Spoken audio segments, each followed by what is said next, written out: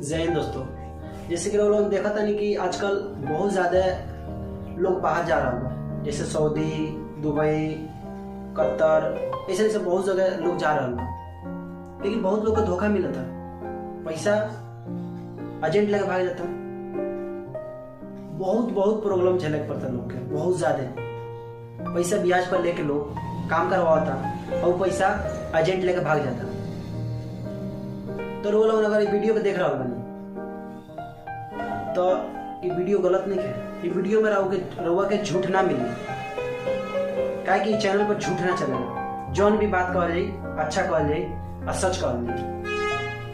अगर रउआ परेशान बानी, बहुत दिक्कत बा, एजेंट रउआ के धोखा देला बा और रउआ अभी भी डर लागता कि कोनो एजेंट के देवे में विश्वास नहीं हो, तो रउआ ये वीडियो देखी जरूर। काहे कि ये वीडियो में रउआ बहुत ही बेहतरीन और बहुत ही अच्छा एजेंट के नंबर दिया, जो एजेंट की गारंटी के साथ में भेजल है। वो एजेंट गारंटी के साथ में भेजल है। रउआ जहाँ कहें वहाँ भेजिए, सऊदी कहें, दुबई कहें, कतर कहें, मतलब जहाँ भी कहें वहाँ वो भेजिए। और बहुत ही अच्छा पैसा लेवल है, कोनो ज्यादा पैसा ना लेवल है, गारंटी से भेजल है। गारंटी से काहे भेजल है? काहे कि वो जो एजेंट बड़े उनका काम बहुत अच्छा से जानते हैं, वो हमारे कुछ ना लगे, खाली उनका काम देख के हमें वीडियो बननी है।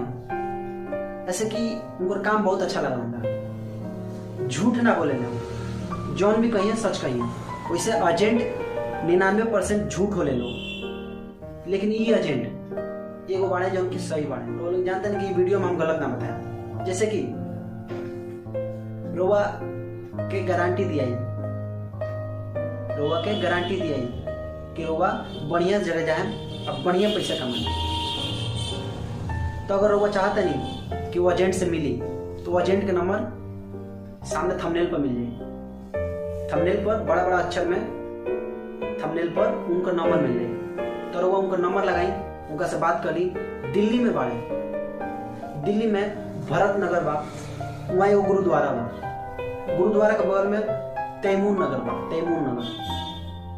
तैमूर नगर की एजेंट हूँ। पर्सनल उनका घर है, भागे वाला ना हूँ मैं। पर्सनल उनका घर है, सारा कुछ हम जांच के देवन। काहे कि हमारे जाने वाला बहुत लोग गए बाहर और बहुत अच्छा पैसा अर्न कर रहा होगा, बहुत अच्छा पैसा कमा रहा होगा। तो अगर वो चाहता नहीं कि हम बढ़िया से जाकर 2 रुपया कमाएंगे, तो ये एजेंट के लगे आप रउआ संपर्क करें। रउआ मिली एजेंट से, रउआ फोन से बात करें।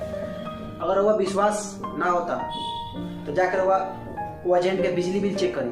काहे कि हम खुद बिजली बिल चेक कर ले, उनका नाम से बिजली बिल आवेला। जौन ऑफिस बा वो पूरा ऑफिस उनके है और केहू के ना, ये भागे वाला ना हुए। कहीं बिहार से, कहीं यूपी से, कहीं से भी नहीं खाए, कहीं बंगाल वंगाल से नहीं खाए, सिर्फ और सिर्फ दिल्ली के होंगे। बहुत ही अच्छा एजेंट होंगे जो उनकी गारंटी के साथ में भेजे 100% गारंटी लेवल है कि रउआ जाए तो पैसा कमा के आए। तो रउआ लोग के अगर अच्छा लगे तो ये वीडियो पूरा देखी। काहे कि वीडियो में बहुत इम्पोर्टेंट चीज बताओ गई बा, जो कि रउआ रिलेशन में या रउआ गांव में या कहीं भी केहू भी जाए चाहता है, ये वीडियो में उनके पास भेजी। काहे कि चाहे नंबर दे दी, वीडियो मत भेजी, ये नंबर दे दी। ये नंबर देके उनसे बात कराई और 100% गारंटी के साथ में भेजिए।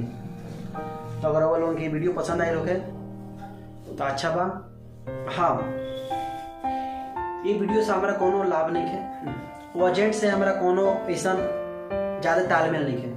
बस वो एजेंट हमारा अच्छा लगल हमें। अच्छा काहे लगल हमें कि जौन भी हमारा जान पहचान के लोग गए बा वो बढ़िया पैसा कमाता। और वही बाकी अगर रउआ के वो भेज ले कहीं भी, दुबई, सऊदी, कतर, कहीं भी भेज ले, अगर रउआ गलत कंपनी में चल गई बनी, तो रउआ फोन से उनका कहें कि हम गलत कंपनी में आ गए बनी, हम यहाँ ना रहे। तो रउआ तुरंत कंपनी चेंज करिए। काहे कि इनका आदमी वहाँ बाड़े लोग, हर कंट्री में इनका आदमी 1-2 बाड़े लोग, जो उनकी कंपनी सही ना रहे तो दूसरा कंपनी में ले जाके वो करे लोग। तो अगर वो चाहते नहीं कि एजेंट से मिली, बहुत बेहतरीन एजेंट बने।